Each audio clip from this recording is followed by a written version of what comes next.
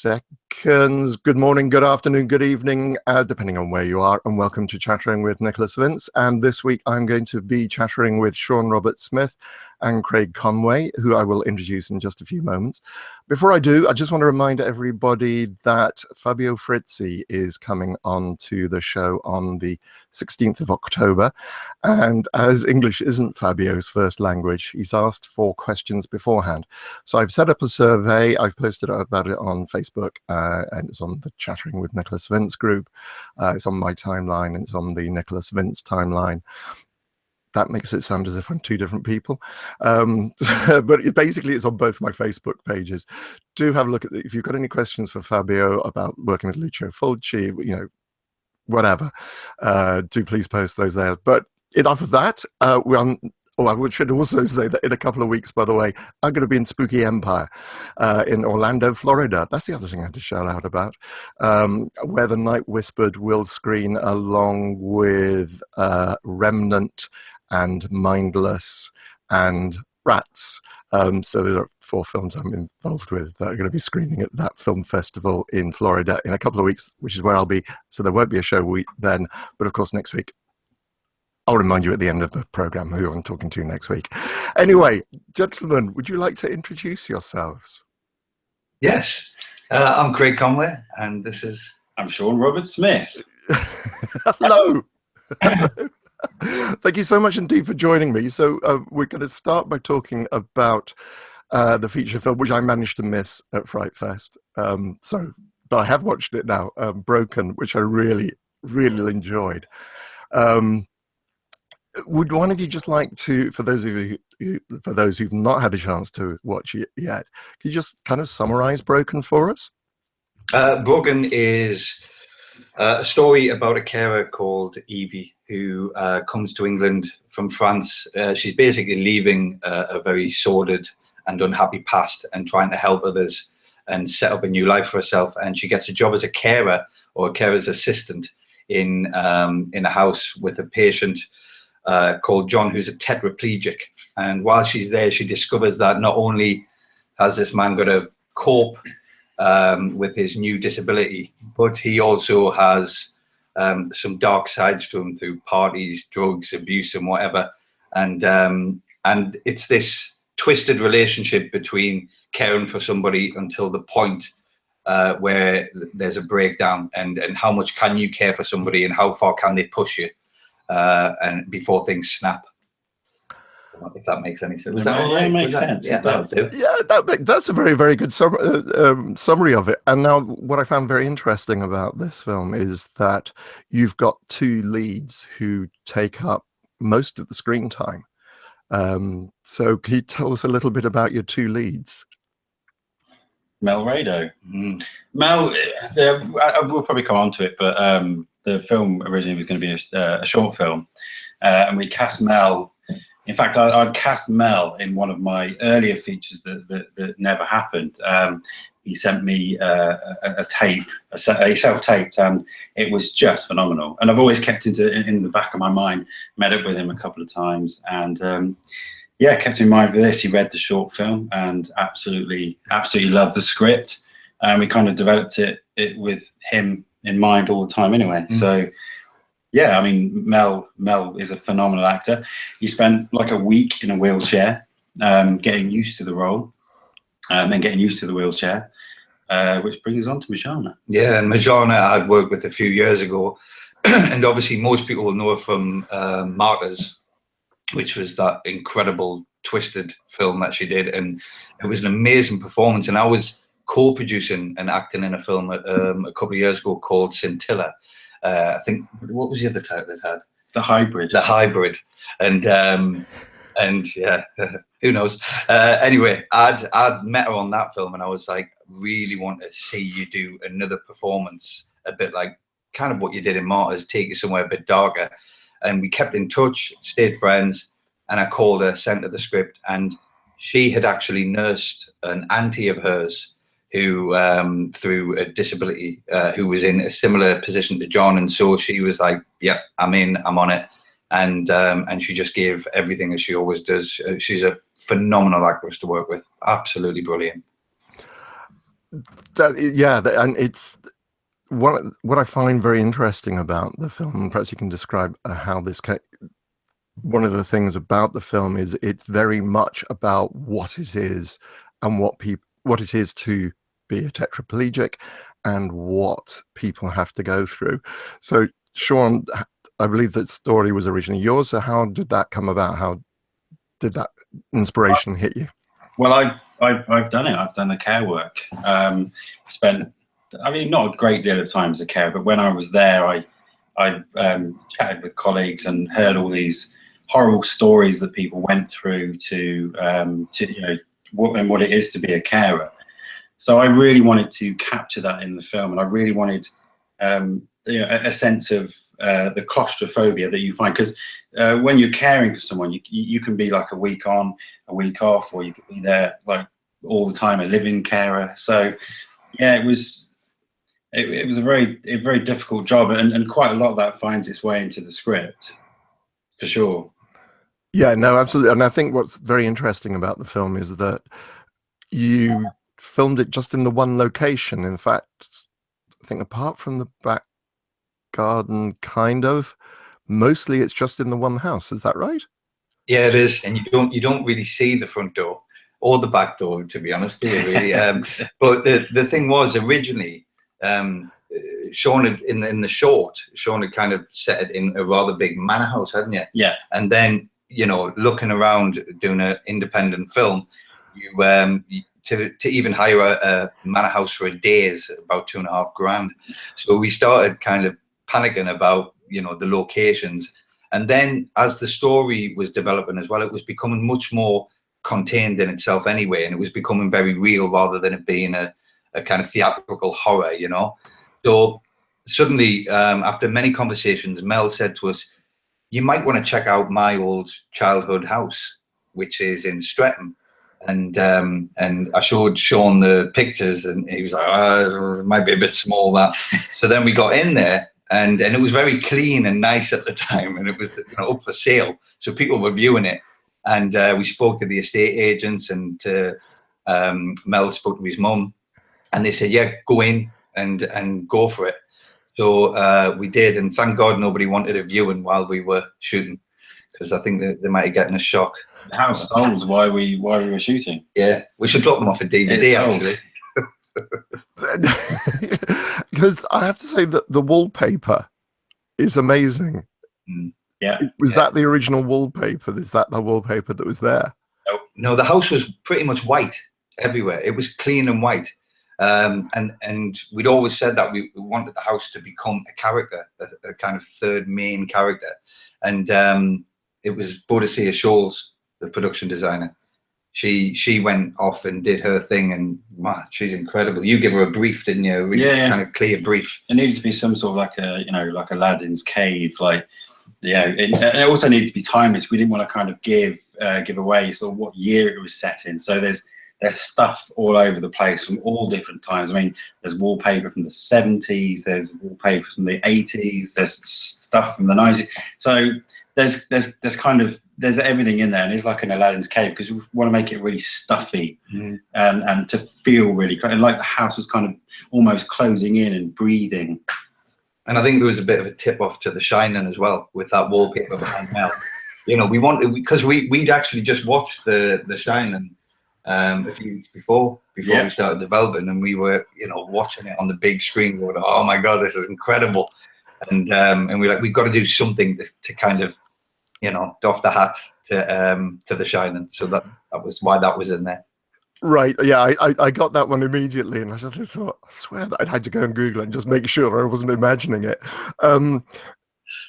What I think is so clever about it, in fact, is the design job of it, is that you're absolutely right, it's got a timeless feel about it. It looks as if it's been inhabited by somebody for a long time. It looks as if it is, you know, how people stay in the same home for like 40 odd years. And towards the end of it, they're less able, unless they're very well off, they're less able to take care of the property and so on. So it does have that really, you know, feel about it. Just wonderful touches. There's a doily on the table at one stage, and it's just like, it looks as if it's macrame or something. we layered it, didn't we? Yeah. There's tons of those because although it never gets explained in the film, his mother was a dressmaker. So the room that Evie stays in was her, dressmaker room. There's a dressmaker's dummy and a mannequin, and there's just all these little bits around the house that kind of give you an idea. And especially the photographs that come up at the beginning are actually Mel when he was a kid, and him sort of like doing a handstand on like the edge of a cliff or something. One of them was, which obviously, now he's disabled, it's quite sad to see those things around the house. And it was the idea that his mum and father had brought him home after the accident, but then they'd passed away, which is why his friend Dougie is now living in this house. They bring him downstairs and nobody goes into that room, his mum's room upstairs. So, which was, it was really a lovely space to explore. And the bathroom, funnily enough, was a bedroom. And the original bathroom was so small in that house that we couldn't find a way of shooting the camera in and getting the angles we wanted. Well, so, I had a director wobbly. You did have a director wobbly, yeah. And said, I can't film in here. And you went, well, you can't afford it, Shaun. Yeah. I said, well, we need to have a bigger bathroom because you've seen the film. A lot takes place in the bathroom. We need to get cameras in sort of certain bits and above. And so, yeah, we had to build an entire bath, and the bath was actually heated and it drained and everything. Yeah. So Mel was sitting in a nice hot bath. Yeah, it was fantastic. It's great. And that was Boadicea Schultz. And funnily enough, the guy who plumbed in the bathroom, Yusuf Ali Khan, we just worked with him on his first big feature as well, his first drama, which is Giantland, and he was there. Unbeknown to us, this kind of BAFTA-nominated director as well, sitting plumbing in our bath for us. So it was fantastic, It shows you how it all works. Will he say that? No, probably not. But I've said it now, so. I'm afraid it's gone out into the live. Yeah, I can always put. Yeah, I can do something. No, it doesn't work. I know. I can't really censor these things once they're out there. They're gone. Yeah. That is absolutely fascinating. Because I did wonder about the bath, and I thought, how on earth did they get that? But I think the thing I find very interesting about that house as well is, although it's not a mansion, it does have this feeling of rooms that are not used, because obviously Mel's character, John, is on the ground floor, and Evie seems to just inhabit the one room upstairs. Well, one was the makeup room, one was the wardrobe. So we can keep moving this stuff out. No, that's exactly how we wanted it, actually. To not kind of explore every inch of the house, but to kind of give her a path of, when she wakes up in the morning, she goes downstairs, she deals with John, she goes back to bed, So it's that kind of that path all the way down. And we didn't want to kind of stray too much from that, apart from the places where she's like the kitchen, the living room, John's bedroom, the bathroom, and make it very kind of, give her that very sort of boring kind of carer's, routine of what she does every single day. Yeah, which obviously just helps build the drama, etc. Okay, well, we have had our first question in from the lovely Kate Davis. Hi, Kate. Hey. Kate actually has two questions, so I'll start with the first one, which was one I was going to ask anyway. I'd love to know how Craig and Shaun first met, collaborated, and how BB-88 Films came about. Okay, so we met a long time ago. Shaun was developing the Fourth Reich, and it was looking like it was going to go ahead to shoot. So we were going to do a trailer, weren't we? It's a wartime horror. For those of you that don't know, it's a wartime horror test experiment thing. And yeah, I mean, I met Shaun Pertwee. I'd cast Shaun Pertwee, and he said, "Oh, you need to meet this guy, Craig." And I went, "Yeah, okay, I'll meet him." So we met in Curzon, Soho, my office, and that was it. Craig invited me along to a film he was doing, Romans 12:20, the short film, which is incredible. It's online if you want to watch it, and that was it. He was cast, and the film never happened. It's still in development, and we always vowed to work with each other. So then Shaun phoned me and said, "Look, I've got this script. It's for a little short that we're doing called A Carer's Tale, or The Myth of Hopelessness." The Myth of Hopelessness.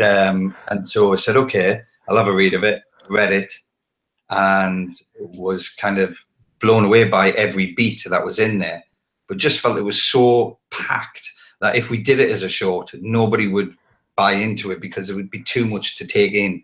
So I said, would it be a possibility that, you know, I could produce this and we could make it into a feature, and we'd work together and develop the script. And he said, well, look, I've heard this kind of diatribe before of people saying, yeah, let's produce your movie.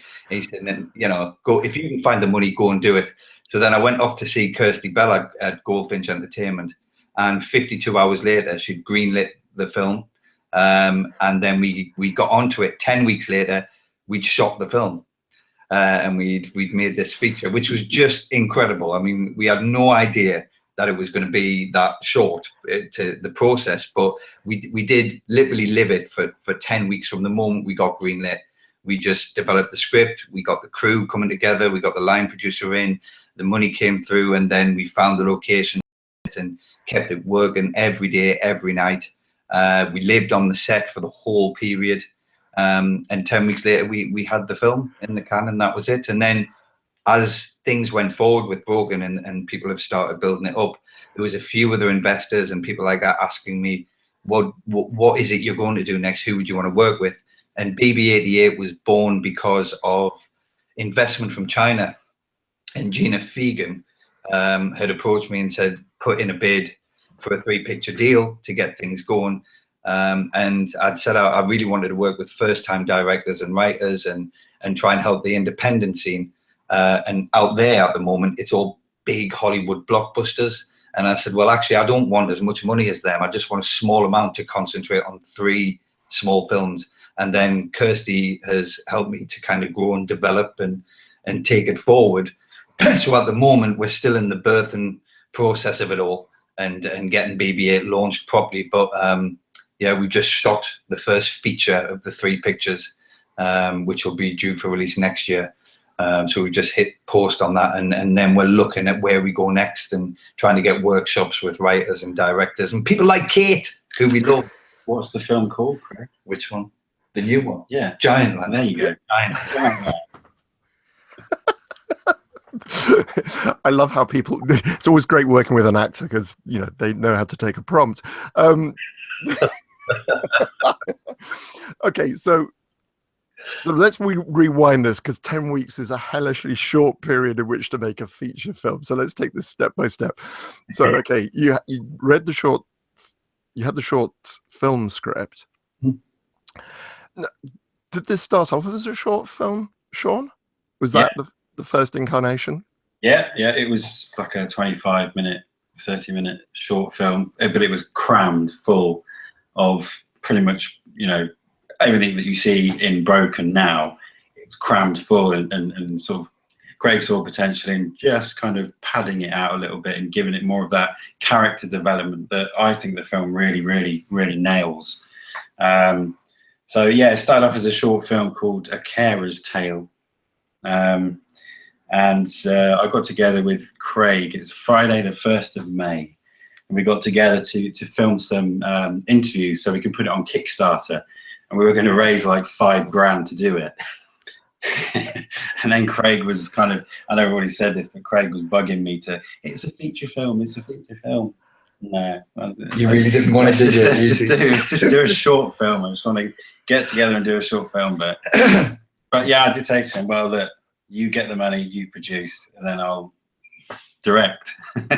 So we did. Yeah. And had you directed anything else? Had you done any other short films before, or directed anything else before, Shaun? Yeah, I did a film called well, no, I've done loads of stuff. And I started out with me and my younger brother filming trailers. We just did trailers. That's all we did. And some of them are hilarious. But then went on to do things like The Twitching Dead, a film called AWOL to Horror, which are all mostly awful. But hey, it got me going. And then I did a film called The Soldier, which kind of sort of propelled me into the next level of semi-pro filmmaking. And it picked up some awards, and you saw it and quite liked it. I mean, it's online now if you want to watch it. But I mean, it looks quite dated, but we only had 2 days to shoot the thing and 500 quid. So that's not an excuse. That's a decent budget. I've known films being made for less. Yeah. Yeah. So The Soldier. Right. That was what I'd mainly done. Lots of corporate stuff, which we won't go into that. Okay, so you've got the short film.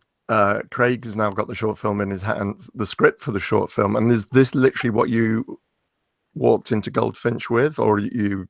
No, I actually, well, I did, yeah. I walked in with the pack of that and how we were going to do it, but obviously they want to know there's a feature, and luckily for me, I'd been an actor on a film called Harrigan, which Kirsty had produced a few years ago, and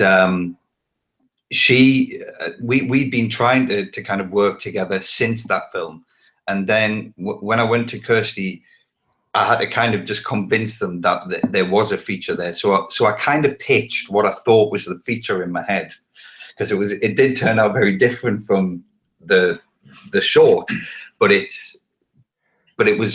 have to embellish it quite quickly because you get one shot at getting the investment. And of course, I had to convince them that we knew what that script was, and they totally had faith. I mean, give Kirsty a Jews actually, because she basically said, "Are you certain you can get a feature out of this story?" And for some reason, I was convinced I could, and I knew we could, because, like I say, it's very rare as an actor you read something, and you get used to reading roles and speeches and parts, and there was just so much missing in the dialogue that would allow an audience to enjoy it, and also allow an actor to be able to give a performance. So that's what I was going on. It was all of the instincts that you learn as an actor, where you go, oh, come on, there's more to say here, or there's less to say here, and we should be saying more over there.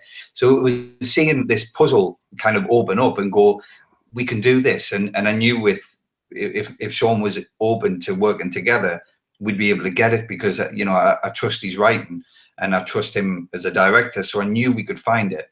But it was a scary thing when suddenly they go, okay, and you go, oh shit, we got to do it now. So that was the scary part.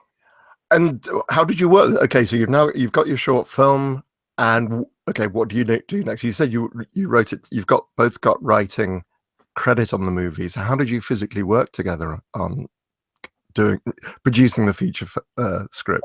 Balcony. There's a balcony there. Early hours of the morning, drinking copious amounts of coffee and eating junk. Yeah, lots of junk food. And passing notes between each other and literally going through the script, knowing, you have a start, middle, and an end, but it's kind of beefing that out. Where do we take the character? And it went to some weird places at times. Some really stupid places. Really stupid. Glad we didn't do. Yeah. But it was that, like 3-4 o'clock in the morning, just. And then, of course, when I went home, we'd still be passing notes to each other. Craig phoning me going, "That's ridiculous," or phoning me up saying, "That really works. Let's expand on that."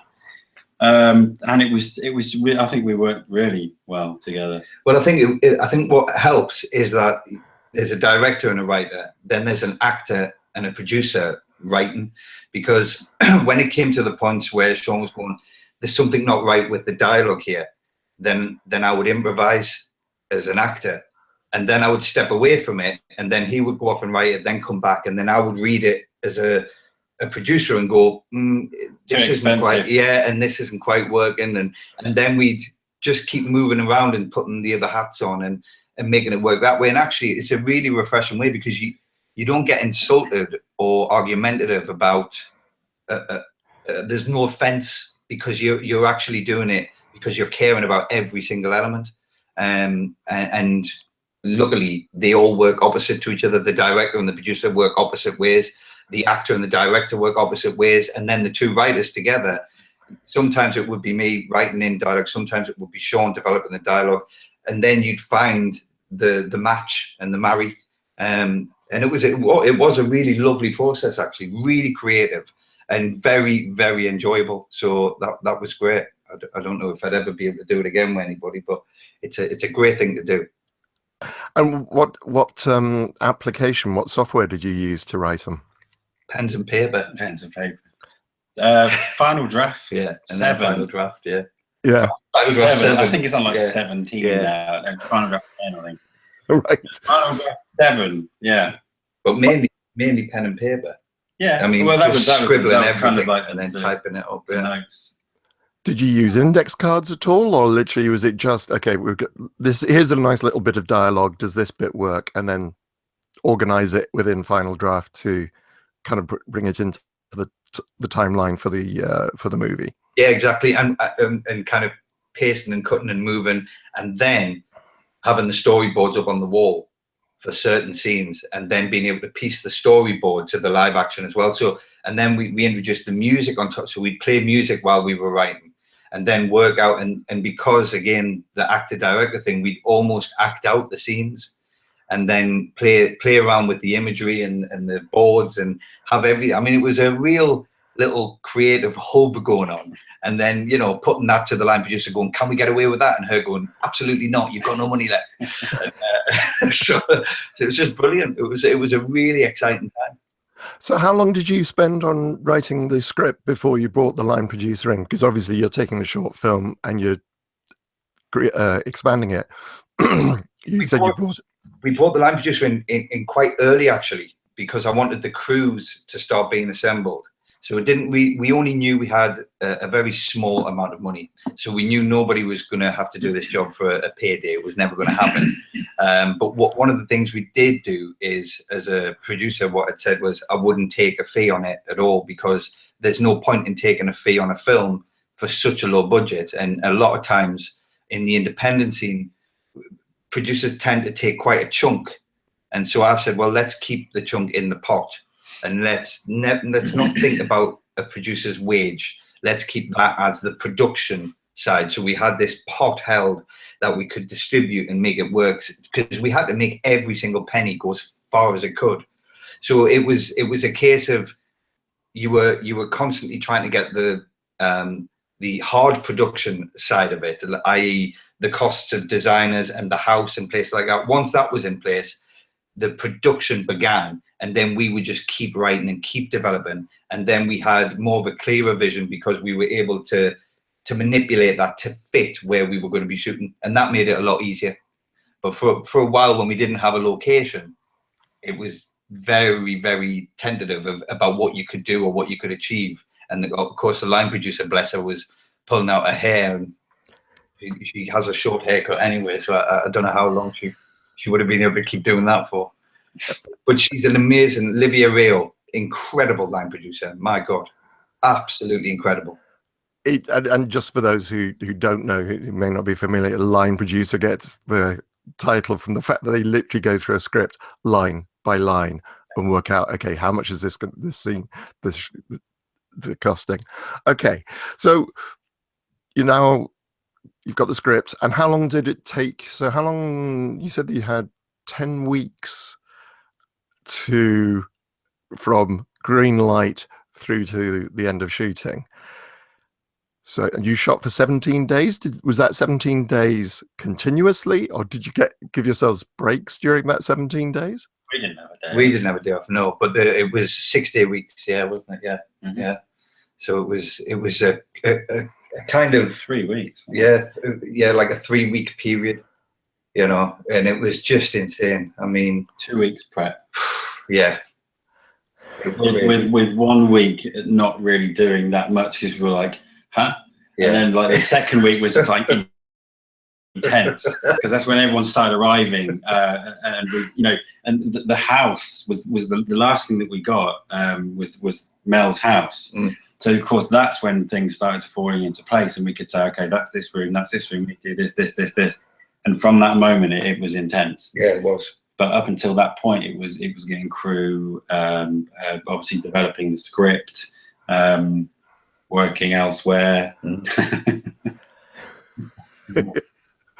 Yeah, I literally, presumably, you guys literally just spent all your time completely concentrated on this film for 10 weeks, whilst nothing else. Nothing I mean, we you know, living there was a bit of a, well, it was a bit of a godsend, because when the crew went home on a night, there'd be a little clearance time, and Kyle Heslop and Shaun could chat about the next day. And then when Kyle left, myself and Shaun would be there all night and probably work till about 3 or 4 in the morning, getting ready for the next day's shoot and making sure we knew exactly, because we knew once we finished this shoot, there was no going back. The house was sold, it was gone.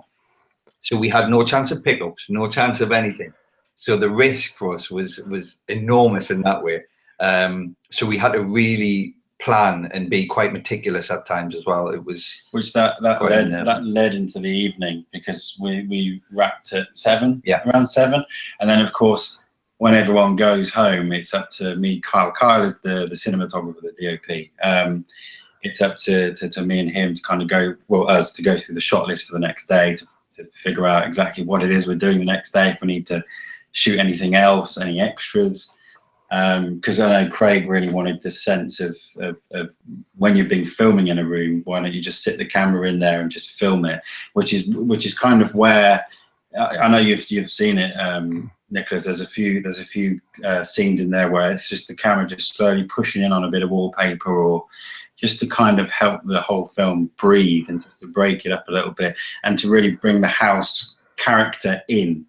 But that whole process was brilliant, especially staying on set. I slept in the carer's bed, in Evie's bed. That's where I stayed the whole time. So it really helped me absorb the whole, the whole house and the atmosphere, and really helped me think about the edit.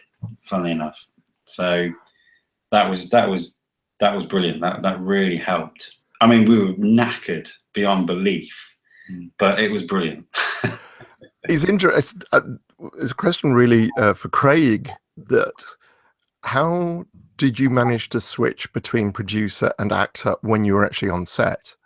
I mean, you've got to be quite strict with yourself, really, because I've done it a couple of times now. I did a film called Estranged a few years ago, and I found it then very difficult to be able to do, and I think that was because it is a hard thing to switch off, but actually the more confident you get with what you do, especially as an actor, you get to a certain point, I think, where you go, look, this is what I do. And if the director's asked me to turn up and be on set and do this, then I'm going to trust that director until he tells me otherwise. So I trusted everyone around, and also it was a bit of a godsend for me to be able to go and play then. So when I'm acting now, I really enjoy acting, so I can let go completely as an actor. And if you have a good director, like I say, you can go the lengths to it. The only difficult part was having the private time as an actor, because my private time was then producing. So you worry about the fact that, are you going to be able to create the arc for this character, and are you going to be able to keep that, maintain that performance in the right way, or are you just going to throw everything at it? And originally we did cast somebody else. We wanted somebody else to come in because I was worried about that. But unfortunately, Stevie Graham was very busy doing Pirates. Oh. Wonder why he didn't want to come and do a 75 grand budget film. But he couldn't do it. So then I asked, Shaun said, why don't you do it again? And I kind of put it to a vote with Mel and Majana, really, because I said, if they're comfortable, then I'll be comfortable. But if not, we'll find somebody else. And they said, no, do it. You were originally in the show. Let's do it. So, and that was it. But it's a real privileged experience to be able to do that. It's something you kind of dream of as a young actor. I certainly had. I'd always been part of collaboration and producing and directing in theatre. So to do it in film didn't seem that odd for me. So I think I did it all right. I don't know. You did. Yeah. It's very, it was interesting. That was the next question. Why do you ask?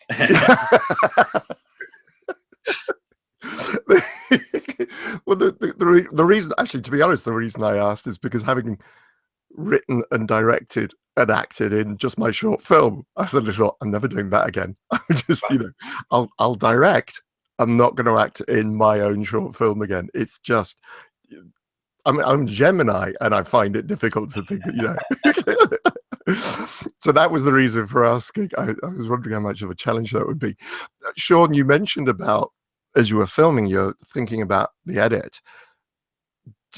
When did editing start? Presumably just when you got to the end. If you're working that intensely over 7 days, you're not really going to have, or were you passing it over to an editor, or how did that work? We actually had an editor on set. We had this little where you've got the house, Mel's childhood home. You go out the back garden all the way down to this this little thing that Like his dad had illegally knocked up. So he was gonna like live in there or something and sell the house and live in there. It was bizarre, but it was our production office. So our editor Michael Pentney sat in there along with a few of the other members of the production team, and he was cutting together as he was getting the footage. And he would tell us, okay, you need something else there, you do this, da, da, da. So that was an incredible, useful thing. I mean, I know you know that's what you do anyway, but especially on something this low budget, and we couldn't have any pickups, or we had a couple of reshoots here and there, but that was really, really, really useful to have that kind of feedback whilst you're on a real intense shoot, onto the next scene, onto the next scene, onto the next scene. But it was great having that feedback saying, okay, we're going to need to work this in somehow. We're going to need to break this up, and because you kind of get lost in filmmaking, you can just get lost in it, and you're trying to tell this story when sometimes you can be missing pretty vital scenes. So that was brilliant, and then I could reflect on that in the evening and say, okay, now I can relax or pass out. Yeah. I can relax and just think about the edit, think about the next day's shoot. So it was incredibly useful. So, so remind me, what was your work day again? What time did you start filming in the morning? I started at 4 for the caterers, didn't it? Yeah, the caterers would arrive at 4, and then we'd clean up and get things ready. And because we didn't have a lot of staff, we'd get the tables out and kind of clean the area for breakfast and help the guys there. And then cast and crew would start arriving from around about 6 and 7 really. And then we'd shoot from around 8:39 and just keep going really until the hours were done. I was ill throughout the whole thing. Yeah, he was very ill. It was great. Throughout the whole filmmaking, yeah, for the lot.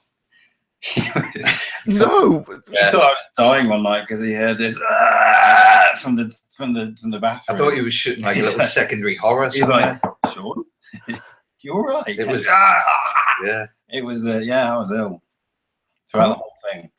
Oh, no. Which made it sense.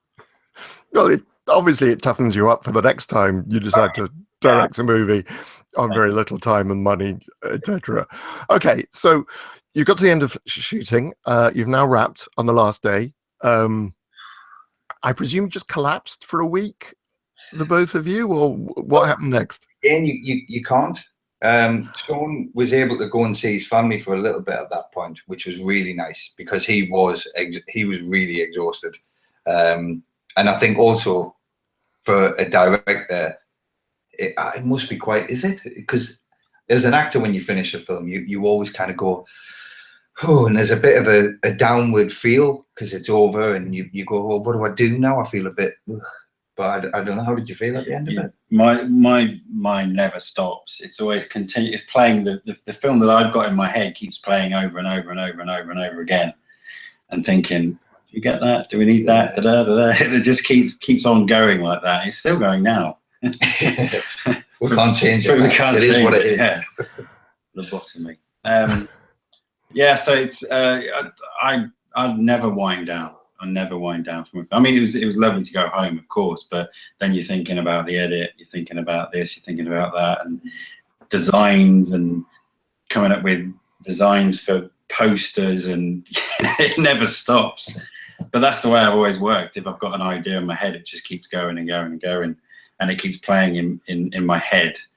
So I keep seeing. I can't actually read a novel. I can't read a book because I start playing it out as a film in my head, and I get to the end of the chapter and think, what? I have to go back to the start again. I can never read a book. It's a curse. Yeah, It's an absolute. Oh, go on. No, I was going to say absolutely. 'Cause, okay, so you're now in post-production, Yeah, and then that's it. and that's That is it. We start looking at the festival and distribution and how we can take the film forward and see how it can be received, come up with a hopefully a solid strategy of how we can get as much exposure as possible, because we always knew that this film may not be seen by a lot of people because it's such a small budget and we didn't have a lot of backing, we didn't have any PR spend, put it that way. So again, we've been heavily reliant on people like Goldfinch and Kirsty and people like that supporting us and trying to get us out there. And luckily for us, Estranged had played Fright Fest, and as an actor, I've been there quite a few times in films, but never actually been at Fright Fest, because even when we had premieres there, my first son Harvey, he was born near the Doomsday premiere, so I never got to see Doomsday and Dog Soldiers, all that kind of stuff. I missed all of those, and then we sent a link to Alan Jones on a whim, hoping he would like it, and he got back and said, right, it's in, we're giving it its world premiere, and we were just over the moon. I mean, he has completely spun this film for us, really, and the fact that he took that chance on us and give us the backing has meant now it goes off to Brooklyn, it goes off to, I think, Boston as well, Grimfest. And hopefully the distribution side of it, when it gets released and goes out there digitally, people will be able to access and see it, and we'll try and get screenings as far and as wide as we can, really, to see where that can go. Okay, so so a couple of questions that have come in. Actually, before I come to the cover, Worcester War Games, I will come to your question, and Kate, I will come to your other questions. Kim, I think your question has been answered. How difficult is it transitioning a short film to a feature-length film? I think the guys have explained what they went through. And Kate, in terms of actually getting to see it, you've got it, Grim Up North. That's the next time it's going to screen in. Yeah. The Grimfest at the Printworks. 6th of October. 6th of October, yes, yeah, in a couple of weeks' time, in fact. And are you guys going to be there for that one as well? We are, yes, definitely. Yeah. There's a small creature moving behind you, John. Harvey. Hi, Harvey. Hiya. Nice to meet you, Harvey. Nice to meet you. So, Creature walking into me. Okay, there you go. That's our little house creature. That's your little house creature. It's always useful to have one of those around the house.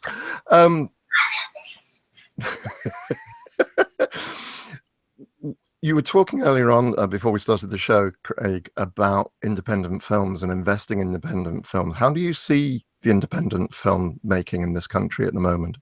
I think I've heard a lot of horror stories on social media recently about producers setting up films, going into production, and then midway through not being able to pay their cast, pay their crew, and then they're off onto another production.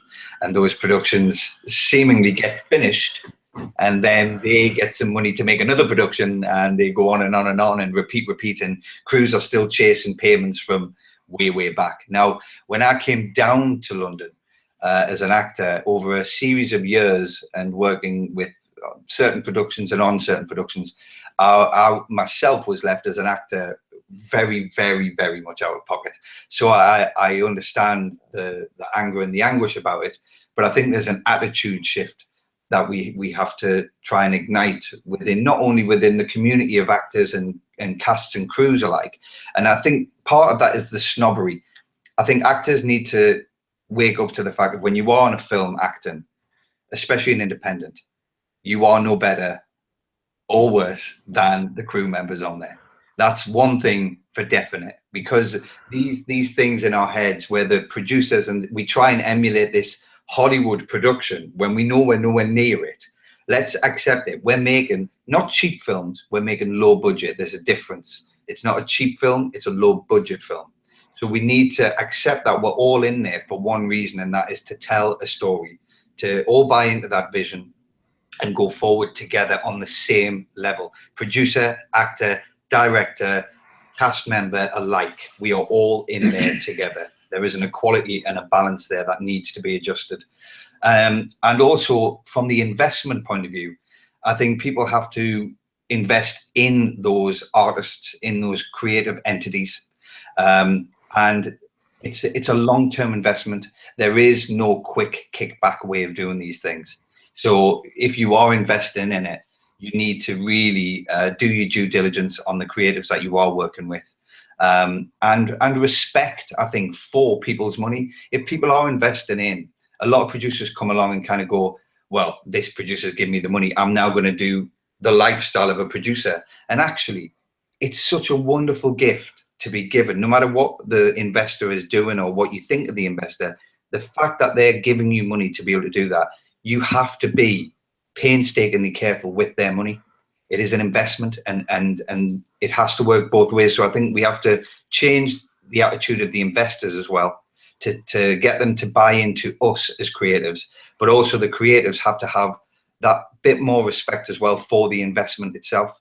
But when it's shared, it should be a very shared enterprise. Like the 50% that you would own as a producer, share it amongst your cast and crew. If the film then has a success, you all have a bit of a success. If it doesn't, then you all don't. But that's the way it should be. I think there has to be a shift in these attitudes. And we have a big responsibility when you're working creatively. Hi. And yeah, it's interesting. I'm sure I've told this. In fact, I know I've told the story here about the making of David Lynch Eraserhead.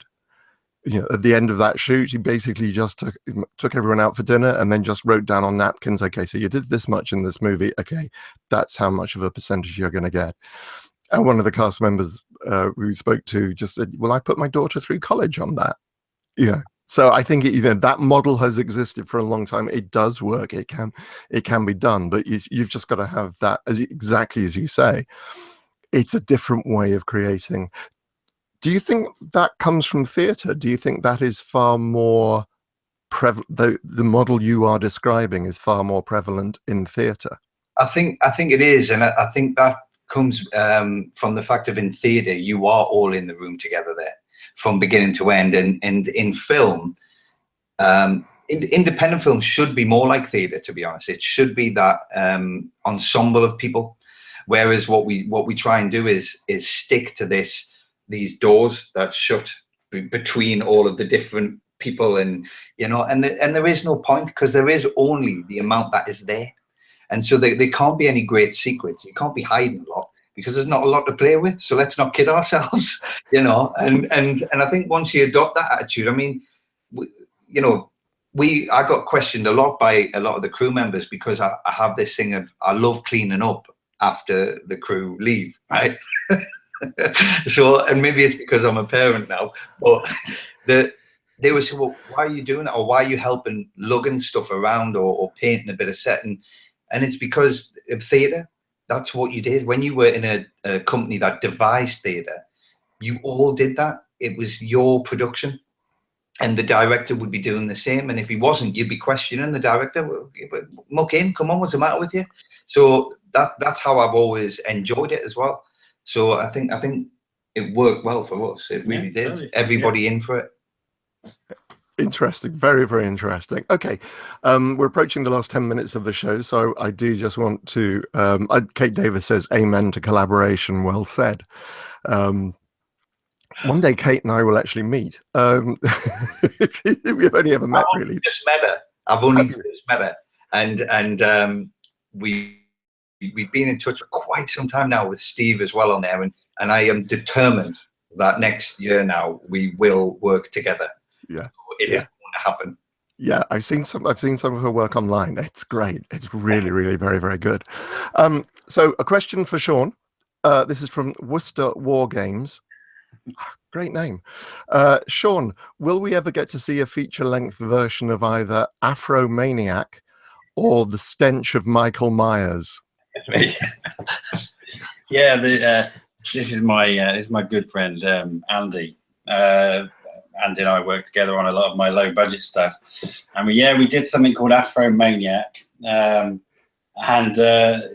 yeah, I think we called it Michael Myers 10, the stench of Michael Myers, which we were just kind of messing around at college, but yeah, it was good times. That was good times. Yeah, I think I'll do a feature length version of both. I think both will get incredibly well received. Yes, I will do it. You will do it. Okay, and what? There's another question from Kate, funnily enough. In terms of genre, are there any? Okay, so we've got the genre. Hi, Craig. Another question from Kate from much earlier on. In terms of genre, you mentioned, I think, Giant Land, which you've just completed. Yes. Which you described as a drama, and that's the first of the 3 films that you've set up. The question from Kate is, what other genre are you interested in working in? I think we're open to work in any genre, really. I mean, on the producing side, you have to be. It's never really about the genre. It's just about the story, and sometimes, I mean, even Broken. If you think about it, when I read that, it was more geared towards being a horror. And actually, when you get down to it, this is more of a psychological thriller and a drama, really.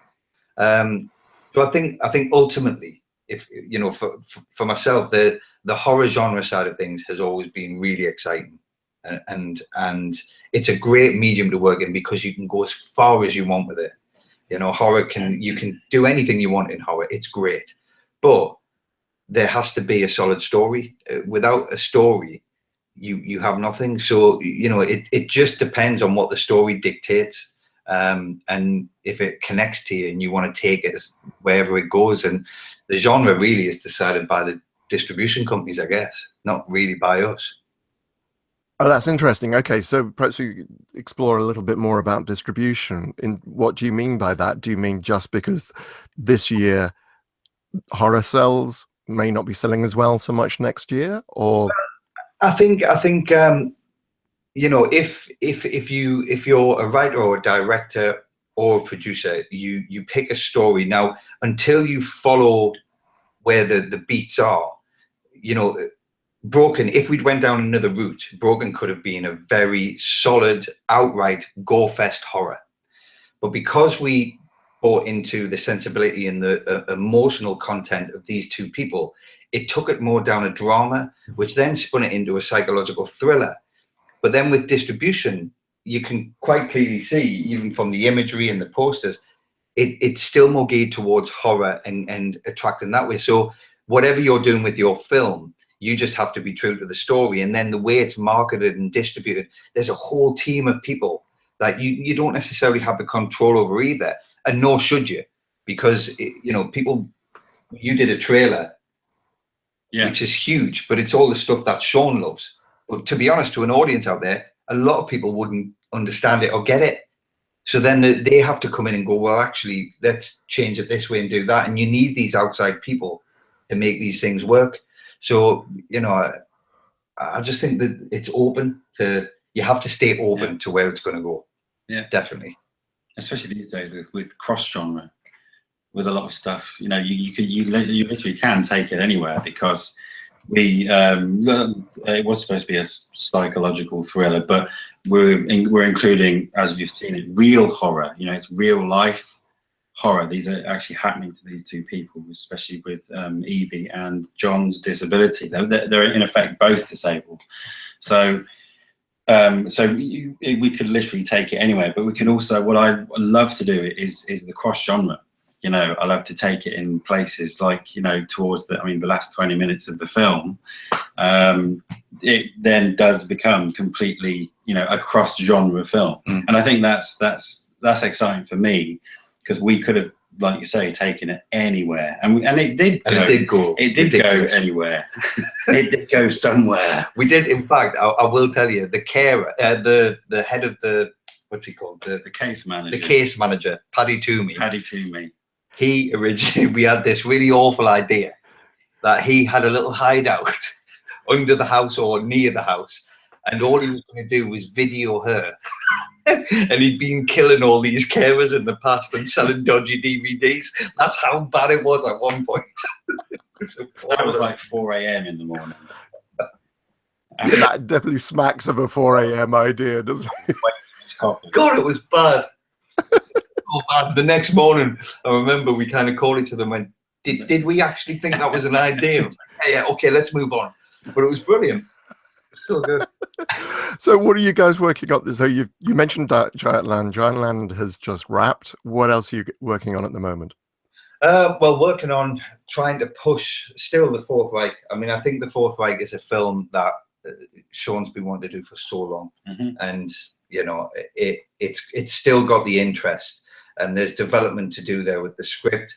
BB-88 is still working with the Chinese UK, so we have to get Giantland up and moving now, and push that film into the kind of the atmosphere and see what people take and gravitate towards that.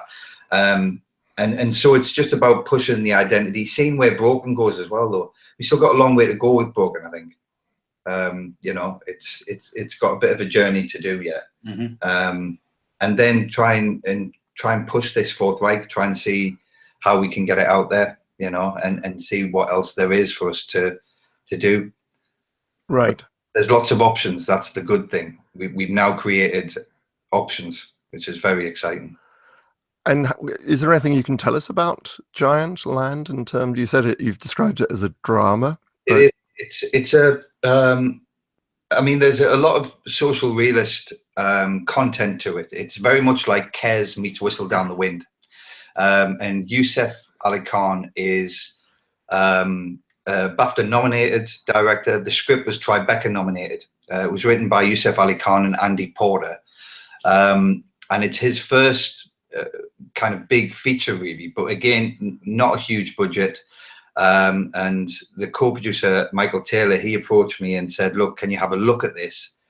And it's this wonderful story about a young boy who meets a Syrian refugee who's hiding out in a shipping container, and they help each other to deal with their worlds. This boy is in a world with his mum, who's played by Hayley Squires, who's in I, Daniel Blake.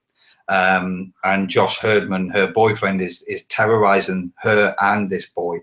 And the boy wants out. He wants to find his real father. He fantasizes that this Syrian refugee is his father. And so he wants to help him to get free again. And this whole world opens up for him. But the beautiful thing about it is Youssef has heightened it by taking it into this poetic realism. And there's a lot of magicality and kind of just wonderful use of storytelling, which gives it this theatricality against this bleak post-Brexit Britain. Right. And it's very powerful and very, very beautiful and poignant. So, you know, there's a hell of a lot of work to do on that, but already the right kind of people are talking about, you know, where it should be, what kind of awards it should be going for, and it's getting I think it's a good nominee film, hopefully. Right. And it's got a lot of expectation for it. Brilliant. Okay, cool. Well, we're at the end of our time. It's been absolutely fascinating talking to you guys. It sounds like such an incredible journey you made over 10 weeks. So just before I sign off, I will just remind people that next week I'm going to be talking to my mate Doug Bradley, Ray, who I believe is attached to Fourth Reich. Is that not? Yeah, still attached. Yeah, absolutely. Love Doug to play anything in the Fourth Reich, but yeah, he's attached. Same as Simon Bamford and yourself, if you want to be. Oh, absolutely. Yeah, I'm up for that. Yeah.